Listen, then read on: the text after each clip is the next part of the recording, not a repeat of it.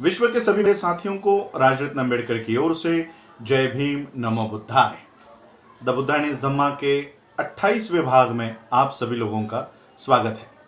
आज के इस एपिसोड को शुरुआत करने से पहले मैं विश्व के सभी मानव जाति के लोगों को रमजान ईद की तहे दिल से मंगल कामनाएं देता हूं और खास करके भारत के मुस्लिम समुदाय का मैं धन्यवाद अदा करना चाहता हूं, शुक्रिया अदा करना चाहता हूं, जिस तरह से उन्होंने एक अच्छा मैसेज पूरे भारत में दिया। क्योंकि भारत में सभी लोग जानते हैं, सभी मुस्लिम भी जानते हैं किस तरह से एक षड्यंत्र रचा जा रहा था ताकि ज़्यादा से ज़्यादा मुस्लिम बाहर आए, अपनी खरीदारी करने के लिए भीड़ इकट्ठा करें और फिर उन लोगों के ऊपर और भारत में इस तरह से प्रचार किया जाए कि भारत के मुस्लिम ये भारत में कोरोना फैलाने के लिए काम कर रहे हैं। इस तरह से एक बहुत बड़ा षड्यंत्र आज भारत के मुस्लिम समुदाय ने उखाड़ फेंक दिया है। इसलिए मैं भारत के मुस्लिम समुदाय का तहे दिल से शुक्रिया अदा करना चाहता हूं और बढ़ते हैं अभी अपने भाग के ओर। तथागत बुद्ध, हम जानते हैं कि कपिल वस्तु में आए। तथागत बुद्ध कपिल वस्तु में आने के बाद वो अपने पिता राजा शुद्धोधन से मिले, अपनी माता महाप्रजापति से मिले। उसके बाद वो अपने घर गए, यशोधरा से मिले, राहुल से मिले। राहुल से मिले ही नहीं तो उन्हें अपने संग में प्रविष्ट भी किया। अब देखते हैं आगे। जब तथागत अपने देश में शाक्यों के देश में कपिल वस्तु में आए, तब उन्होंने देखा कि शाक्य ये दो गुटों में बटे हुए हैं।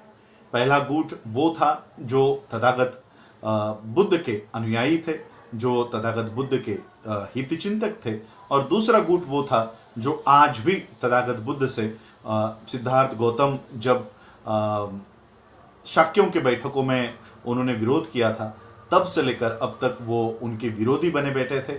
तो ये लोग जो विरोधी गुट में थे वो तथागत बुद्ध से मिलने भी नहीं आए। वो उन्होंने कोई श्रद्धा नहीं दिखाई, किसी तरह का आदर नहीं दिखाया और ना ही उन्होंने तथागत बुद्ध के महानता को नमन किया। तो तथागत बुद्ध को वो सारी बातें याद आई कि किस तरह से शाक्य और कोलियों में ये रोहिणी नदी के वजह से ये बखेड़ा खड़ा हुआ और किस तरह से युद्ध का सारा प्रसंग शाक्य और कोलियों पर आया और तथागत बुद्ध ने उठकर इसका विरोध किया। तथागत बुद्ध को फिर किस तरह से प्रवज्जा धारण करनी पड़ी, ये सारा वो तथागत बुद्ध को याद आया।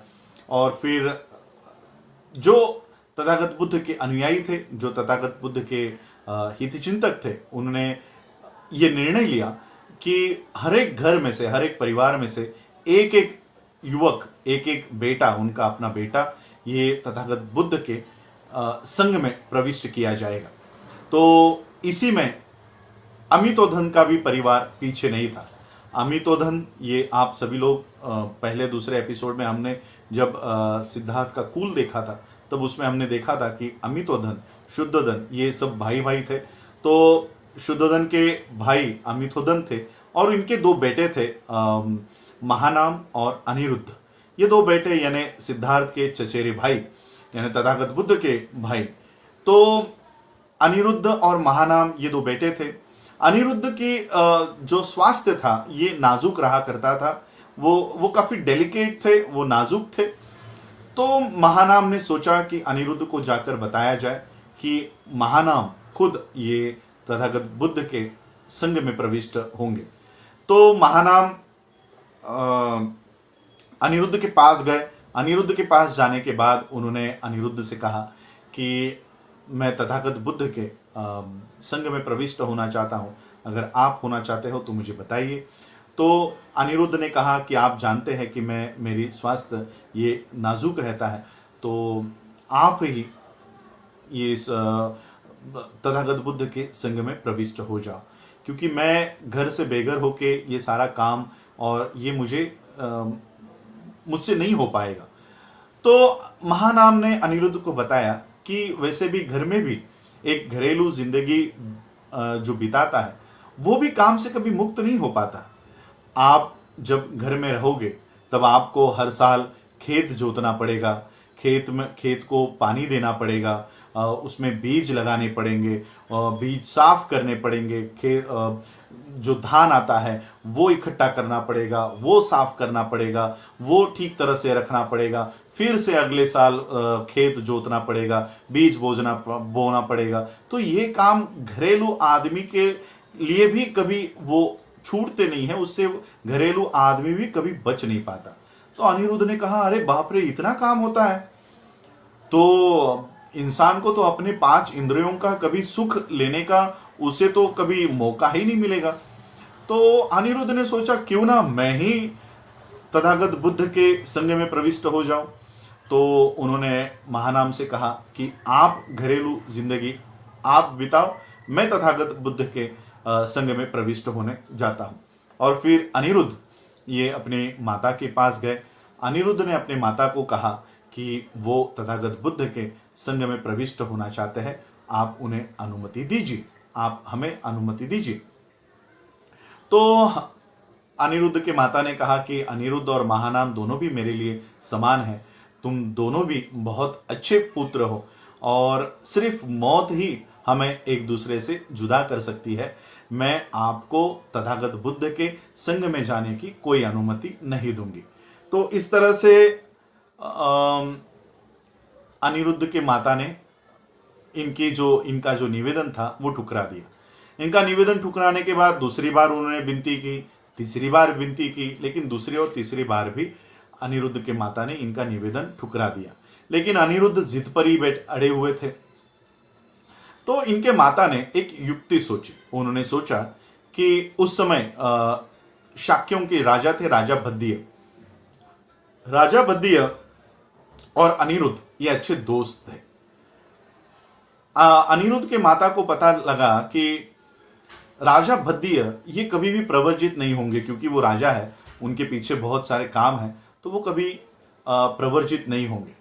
तो अनिरुद्ध के माता ने एक युक्ति निकाली और उन्होंने कहा कि ठीक है, मैं आपको प्रवर्जित होने का निवेदन आपका स्वीकार करती हूँ, अनुमति देती हूँ, लेकिन मेरी एक शर्त है। जब तक राजा भद्दिय आपके साथ प्रवर्जित नहीं होते, तब तक मैं आपको प्रवर्जित होने की अनुमति नहीं दूंगी। तो अनिरुद्ध राजा भद्दिय के पास गए और राजा भद्दिय को कहा कि हे राजन, आप मेरे प्रवर्जित होने के आड़े आ रहे हो। तो राजा ने कहा, अगर ऐसा है तो वो अड़चन, वो जो कुछ भी वो अड़चन है वो दूर की जाएगी, वो सब जो कुछ भी प्रॉब्लम्स है वो हटाई जाएंगी। तो अनिरुद्ध ने कहा कि मेरे माता ने मुझे इस शर्त पर अनुमति देने के लिए कबूल किया है कि जब तक राजा भद्दिय प्रवर्जित नहीं होते तब तक मैं आपको अनुमति नहीं दूंगी। तो फिर राजा भद्दिय ने कहा कि मेरे लिए तो ये मुश्किल है। तो अनिरुद्ध ने कहा कि अभी आपने मुझे जबान दी है, तो अब आपको प्रवर्जित होना ही होगा। तो राजा भद्दिय ने कहा कि ठीक है, 7 साल के लिए आप रुको, मैं 7 साल के बाद आपके साथ प्रवर्जित होता हूं। तो अनिरुद्ध ने कहा कि नहीं, ये तो बहुत लंबा समय है, इतना समय मैं नहीं रुक सकता। तो 7 साल से 6 साल पे वो अवधि आई, 6 साल से 5 साल, 5 से 4, 2, 1 साल पर ये बात आई। 1 साल भी अनिरुद्ध ने कहा कि नहीं, ये बहुत लंबा समय है, इतना समय हम नहीं रुक सकते। तो 12 महीने, 8 महीने, 7 महीने ऐसे करते करते 1 महीने पर यह बात आई।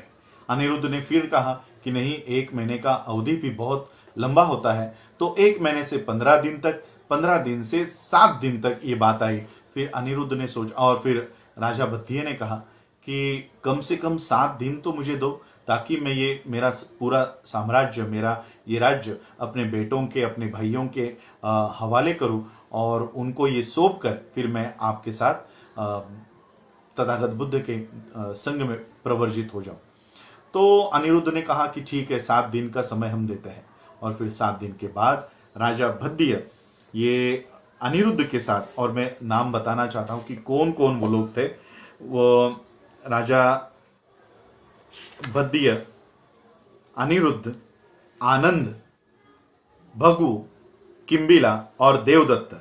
जिस तरह से बचपन में ये सभी लोग खेल के मैदान में एक साथ जाया करते थे, सिद्धार्थ गौतम के साथ जाया करते थे, आज फिर से वो तथागत बुद्ध के संग में ये प्रविष्ट होने जा रहे थे।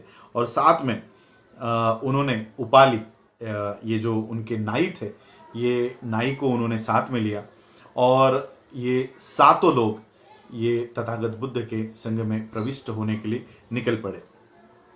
कुछ दूर जैसे ही वो पड़ोसी जिले में जब वो आए, तब उन्होंने अपने सारे गहने आभूषण एक कपड़े के गठरी में बांध कर ये उपाली को दिए। उपाली जो नाई है उनको दिए और उन्होंने कहा कि हे भले उपाली, ये सारा जेवरात, ये सारा आभूषण है, ये अब अपने पास रखो और अपनी ज़िंदगी गुजारो। ये आपको काफ़ी होंगे, आपकी ज़िंदगी सुख से गुजारने के लिए इतने काफ़ी होंगे। आप यहाँ तक आए, आपका आभार है। अब हम तथागत के शरण में जाएंगे। और इस तरह से सारे गहने ये उपाली नाई को देकर ये 6 लोग अपनी तथागत बुद्ध के संग में प्रविष्ट होने के लिए निकले। और इस तरह से शाक्य देश में तथागत बुद्ध के साथ हर एक घर से एक एक व्यक्ति, एक एक बेटा तथागत बुद्ध के संग में प्रविष्ट होने के लिए शाक्यों ने अपने अपने घर से दिए। इसके बाद क्या हुआ, शुद्धोधन इन्होंने किस तरह से अपने बेटे को फिर से घरेलू जिंदगी बिताने के लिए एक आखिरी प्रयास कैसे किया और फिर तथागत बुद्ध ने क्या जवाब दिया, ये हम आने वाले एपिसोड में देखेंगे। और उपाली जिन्हें ये सारे आभूषण देकर फिर से भेज दिया गया था, उस उपाली ने आगे जाकर क्या किया, ये भी हम देखेंगे आने वाले एपिसोड्स में। आज आप लोगों ने मुझे सुना, उसके लिए आप सभी लोगों का आभार, धन्यवाद। जय भीम, जय भारत, जय बुद्ध।